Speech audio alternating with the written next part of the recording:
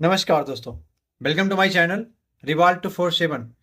दोस्तों, अगर मैं आपसे कहूं कि अमेरिका और ईरान की लड़ाई का सबसे बड़ा नुकसान शायद अमेरिका या ईरान को नहीं बल्कि भारत को हो सकता है, तो शायद आप यकीन नहीं होगा।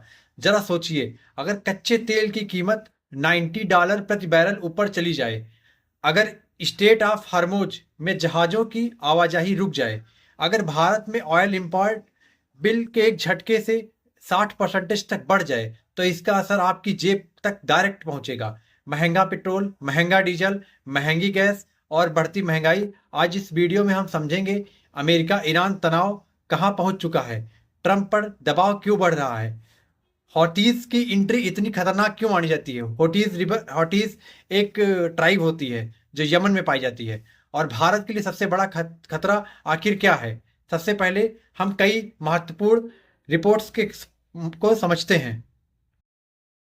रिपोर्ट्स के अनुसार अमेरिकी सैनिकों की मौत के बाद अमेरिका के अंदर जवाब कार्रवाई का दबाव बढ़ गया। अंतर्राष्ट्रीय मीडिया में लगातार चर्चा है कि अगर अमेरिका बड़ा सैन्य कदम उठाता है तो मिडिल ईस्ट का पूरा संतुलन बदल सकता है। यही कारण है कि पूरी दुनिया की नज़र इस समय केवल ईरान पर नहीं बल्कि तेल बाजार पर है। अब बात करते हैं ऑयल मार्केट की। वॉल स्ट्रीट जर्नल्स की रिपोर्ट के अनुसार तनाव बढ़ने के बाद ब्रेंट क्रूड ऑयल $90 प्रति बैरल ऊपर पहुंच चुका है। ध्यान रखिए, ऑयल मार्केट युद्ध से नहीं, युद्ध के डर से ऊपर चला जाता है, क्योंकि ट्रेंड्स भविष्य को जोखिम पहले ही कीमतें जोड़ देते हैं। अब भारत की चिंता। भारत दुनिया में सबसे बड़ा क्रूड ऑयल इंपोर्टर में शामिल है। अब अपनी जरूरत का लगभग 85% तेल विदेशों से खरीदते हैं। यानी तेल महंगा तो भारत का इंपोर्ट बिल भी महंगा। कुछ रिपोर्ट्स के अनुसार अप्रैल जून तिमाही में भारत में क्रूड इंपोर्ट का बिल लगभग 60% तक बढ़ गया। इसका मतलब सरकार की ज्यादा विदेशी मुद्रा खर्च करनी पड़ रही है। सबसे महत्वपूर्ण सवाल, स्टेट ऑफ हार्मोज इतना महत्वपूर्ण क्यों है। दुनिया का लगभग 20% ऑयल ट्रेड का रास्ता यही समुद्री मार्ग है। भारत के लिए मिडिल ईस्ट से आने वाला बहुत बड़ा हिस्सा इसी रास्ते से गुजरता है। अगर यहाँ युद्ध बढ़ता है तो शिपिंग प्रभावित हो सकती है। भारत में तेल खरीदना और भी महंगा पड़ सकता है। और हौटीज की एंट्री।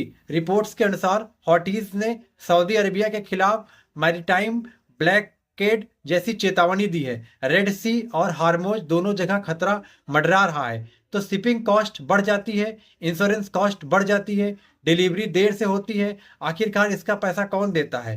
कंज्यूमर्स, यानी आम जनता। अब ट्रंप की स्थिति समझिए। अगर अमेरिका जवाब नहीं देता तो विपक्ष उसे कमजोर कहेगा। अगर बहुत बड़ा हमला करता है तो मिडिल ईस्ट युद्ध से जा सकता है। यानी दोनों तरफ राजनीतिक जोखिम है। यही वजह है अमेरिका बेहद सावधानी से कदम उठा रहा है। अब भारत क्या कर सकता है? भारत पिछले कई वर्षों में ऑयल रिसोर्सेस डाइवर्सिटी कर रहा है। रसिया से रास्ता निकाल रहा है, ऑयल खरीदना, स्ट्रेटेजिक पेट्रोलियम रिजर्व बनाना, नई एनर्जी पॉलिसी, रिन्यूएबल्स एनर्जी। इन्हीं कारणों से भारत भविष्य के संकट को कम करने की कोशिश कर रहा है। लेकिन अगर मिडिल ईस्ट में लंबा युद्ध चलता है तो कोई भी देश पूरी तरह से सुरक्षित नहीं रह सकता। दोस्तों, अमेरिका और ईरान की लड़ाई केवल दो देशों की लड़ाई नहीं, इसका असर भारत की economy, inflation, rupees, fuel price और आम आदमी की जेब तक पहुंच सकता है। और सबसे बड़ा सवाल, क्या यह तनाव यहीं रुक जाएगा या दुनिया एक और बड़े एनर्जी क्राइसिस की तरफ बढ़ रही है? आप अपनी राय कमेंट में जरूर बताएं। जय हिंद, जय भारत।